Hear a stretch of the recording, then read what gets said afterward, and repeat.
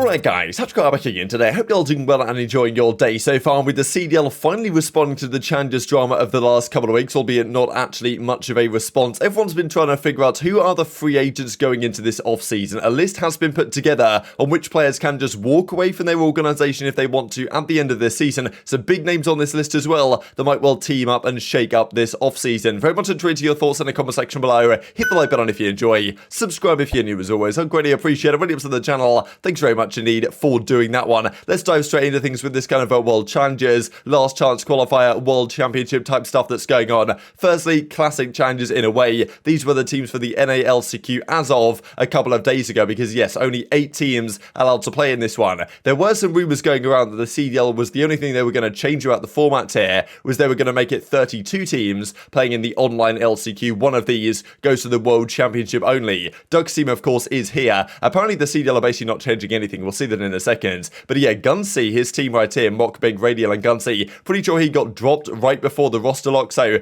classic changes stuff. Seems unlikely, I suppose, now he's going to be able to get back onto a team that has enough points to actually qualify for the LCQ, so, I mean, yeah, changes in a nutshell, to be honest. But everyone's been talking about this the last few weeks, of course. Doug's currently playing the Call of Duty agents, like the CDL champs they're trying to put on for the challenger side. Not the official ones, but a better format that, of course, a lot of these guys were proposing, but the format that the CDL actually haven't gone with. And anyway, Doug is getting some good practice in for the big one, the LCQ, in a few days' time. Boston Capstol, he takes him down, wins 3-1 into the top 4, and also beats Mohawk's new team to get all the way to top 3, I'm pretty sure, to the losers final. So congratulations to Doug and the boys. They're making a good run here. And I mean, yeah, if they manage to win this event, then obviously they'll set them up rather nicely, at least for the confidence perspective, to do some serious damage at the LCQ. And probably they feel rather confident already. And as even Shawnee said, GG's to everyone today, they got all the way to the losers finals. On course for a 2-1-0 KD today, then they decided to break my controller mid-series. Even Ghosty was talking about this as well, another player on this team, that this Call of Duty that these guys play nowadays, with all this, you know, button mashing all the time, double slide cancelling, like double sprint, slide cancel, all this type of stuff, like, it's not particularly good for the controller lifespan, and I think they had a couple of issues with that today. So, you know, Call of Duty, that's just the way it's going, and probably things won't really be changing for Modern Warfare 2022. Let's talk then about the CDL's response. The last few weeks, everyone's been talking about the Challengers Champs format. Doug has not been a happy man about it. Clayster was looking for answers from the league, and of course we've been expecting a response for quite some time. It was over a week ago now where Spinner Spence said from the league they've got an announcement in the works, and turns out the announcement isn't really an announcement. They didn't do like a press release or anything like that. They just have Daniel Sai on Twitter doing a bit of a tweet thread of what he thinks about the situation. So I mean, yeah, it's an interesting one actually, because it seems like Doug believes, and of course Doug has been in very close contact with Daniel Sai and Spinner Spence and the league themselves on this issue, been probably sending them emails every single day for them to try and change exactly the format, because the big complaint was that only 8 teams go to the Challengers World Championship, 4 are determined through kind of online gained pro points, which tends not really to favour North American teams, and then there's only 1 other spot available for all regions. So the key point really was, that everyone was giving, is like, look, just open it up to more teams. If we have more teams here, it solves a load of the issues. Now, seemingly Doug believes that the league, for whatever reason, just couldn't do this. Like, it's not like Daniel Sai doesn't want to do it, it's more like, for whatever reason, the CDL is too bureaucratic, or the lawyers got in the way, or I don't really understand what goes on internally there at the CDL, but we know how slow moving they are, and even something like this, apparently they couldn't change around. So as Daniel Sai, the CDL commissioner, comes out and says, I would like to address the Challengers discourse over the last few weeks. We have read the suggestions and frustrations regarding the Challengers Champs format, features like size of the field, only 8 teams, and the qualification process that goes along with it. Going on to say the following, it is difficult to say that there's a one-size-fits-all solution, but in general, expansion of the Challengers Champs programming to 32 teams or something seems to solve most issues, and we acknowledge that. Size of the field, principally, we would love to have more teams on site. We have spent the last few weeks trying to find a way to have more teams at playoffs, but unfortunately have not been able to. Hopefully we can achieve that next year. So they say, okay, yeah, we can't do it, lads. Sorry about that. Next year we'll try and get it right. Qualification on that side of things, we want as many regions represented as possible. We also know that points can be impacted when players are called up, particularly in North America. That is indeed another complicating factor when players from Challengers get picked up to a pro roster, like what happens to their points, like points of players that are dropping down from pro teams into Challengers can be a bit of a mess as well. We will look at the system in the off-season with the goal of refining global leaderboards and qual breakdown for the future. And that's all he says, right? That's just job done. Thanks to a couple of guys for pointing this out to me, right? But I mean, yeah, they basically say, yeah, we tried, but yeah, not gonna happen, lads. Unfortunate. Better luck next time, right? And look, I guess they've got a venue sorted for the Challengers World Championship they're gonna do. Maybe like based on whatever team they're having to produce the event, they just can't actually have more teams in attendance. But that's the thing really with these formats, that they come come out with them. Like, they really need to learn that we've got to be asking players to consult players way before things actually get announced. Because the problem is, by the time they've formatted and announced it and think they've got a good idea here going on with the venue set up and with the amount of stuff they're going to have to run this challenges, like LAN event, of course, for the World Championship, and then when they release it, and then the players say, actually, no, we want to do it this way, and then the CDL's thinking, actually, yeah, that's probably a good idea, but because we've got all this in place and whatever bureaucratic reasons behind the scenes, they just seem to be so sluggish to change anything, they just can't do it right. They've just got to learn to actually consult people before the fact, so these decisions can be made better in advance. And I guess Doug trying to say in his good books right here, he says, ultimately, I know if you could change the format, you definitely would.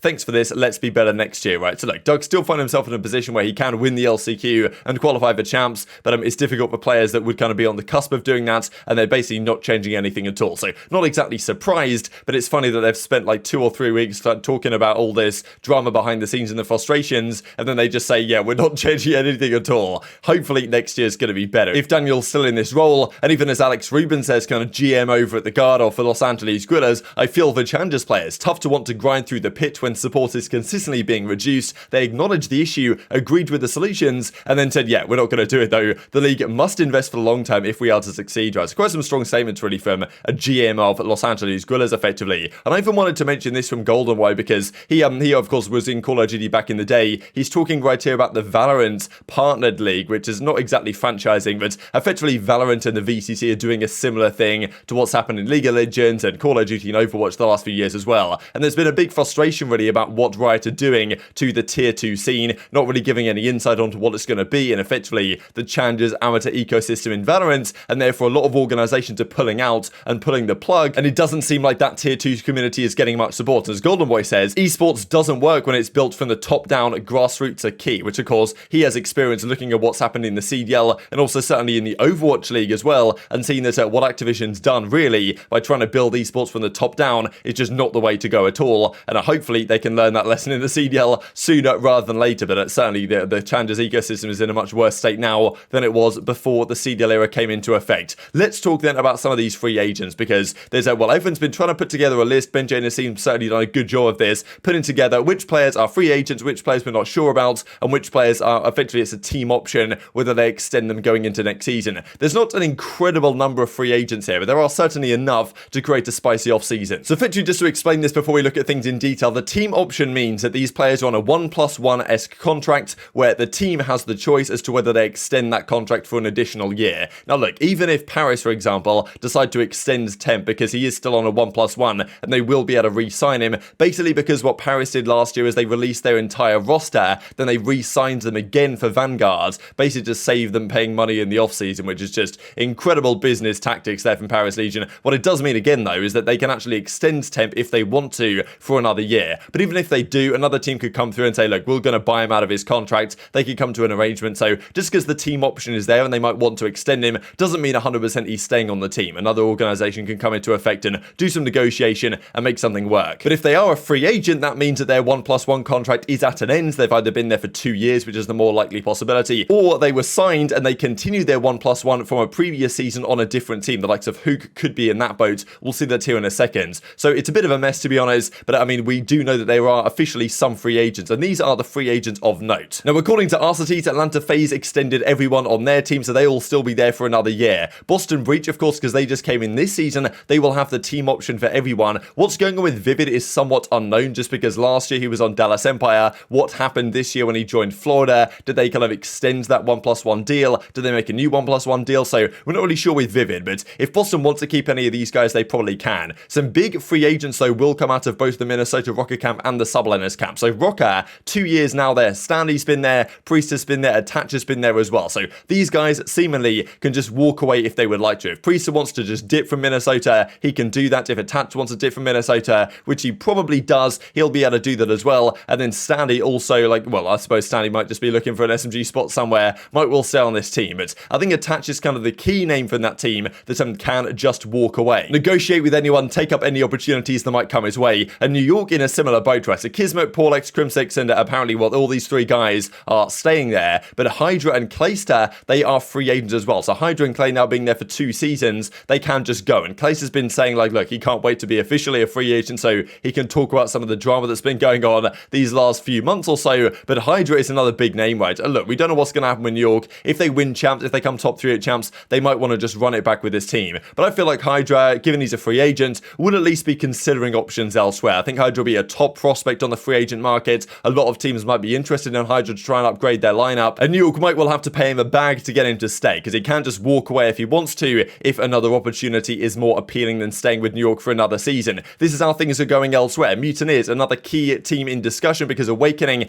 and Skies and Yeez, but Awakening and Skies are all free agents now. Their 2 years are at an end. I think they've been there 3 years, but I guess they re-signed a deal before the start of Cold War. So Awakening and Skies, they can walk away. I'd be very surprised if both of them stay on Mutineers. Maybe one of them does, but I think Awakening especially should have offers, as I would imagine will Skies, because he honestly is a really talented main AR. So I feel like Awakening and Skies could also be key players in the offseason. Huke is another name we're not really sure about, just because they signed him last year. Like, he was on Dallas Empire, then he was on Los Angeles Thieves, then he was on Los Angeles Guerrillas this year, right? So what do they do with his contract? Did they buy out his contract from Thieves, and then the 1+1 has effectively continued? So it's unclear whether Huke is a free agent, but he might well be, and that could leave him in a position to potentially do some damage here in this market. Nothing particularly to note here on Paris or the Seattle Surge. Thieves in a similar boat as well. They can just extend all their players if they would like to. Ravens in a similar spot, apart from Afro, right? This is the name we mentioned yesterday. He's now been there 2 years. If he wants to go, he can. And I honestly think that the Afro-Toronto thing could be interesting, because Toronto might decide they want to switch things up. Like, would they say, look, Afro, come over here and join the actual better European team, or whatever they want to do there? Not exactly sure what that would look like, but it does seem like a lot of players, not just European players, right, but even North American players, rate Afro incredibly highly from what they play against him in scrims and in matches themselves. We saw Crimsix yesterday said that Afro is like an A-tier SMG, he's right up there with the best in the game,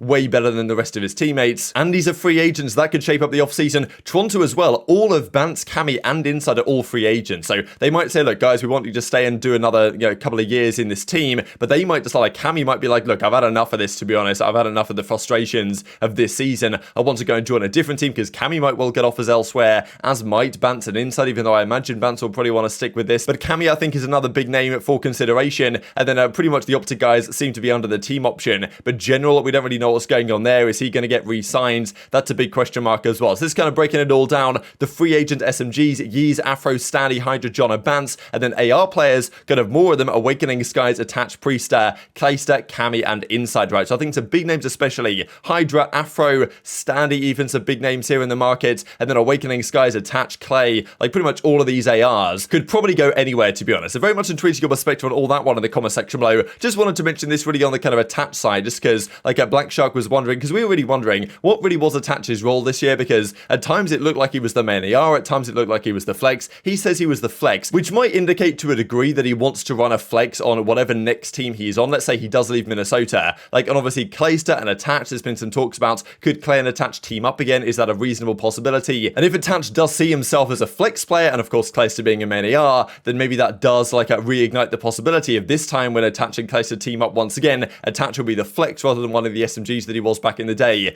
Definitely seems potentially likely given what we have talked about today. Toronto say this, who are we seeing at champs? We know who we won't be seeing, those 4 teams that wouldn't make it. I do wonder if there's going to be anything that, well, repercussions from the gods as a result of this, or whether they're going to get double first rounded now. And if they do, then you'd imagine some of those free agents we just looked at may well come into effect. And just to mention this from our Turtle as we close out the video here, thought this is kind of incredible. Paris Legion stats across this entire season: 12th in pretty much everything: series, maps, hardpoint, session, destroy, control. The only thing they're not effectively last place in is the round 11 record, where they actually have the best round 11 record in the entire league. Whenever they went round 11, they're 4-1, which is the best win rate in the entire league. So congratulations to Paris, they at least won something. But that's going to do it for today. Very much intrigued to your thoughts on all this stuff in the comment section below. Hit the like button if you enjoyed, subscribe if you're new. As always, take care of yourselves, and I'll see you next time.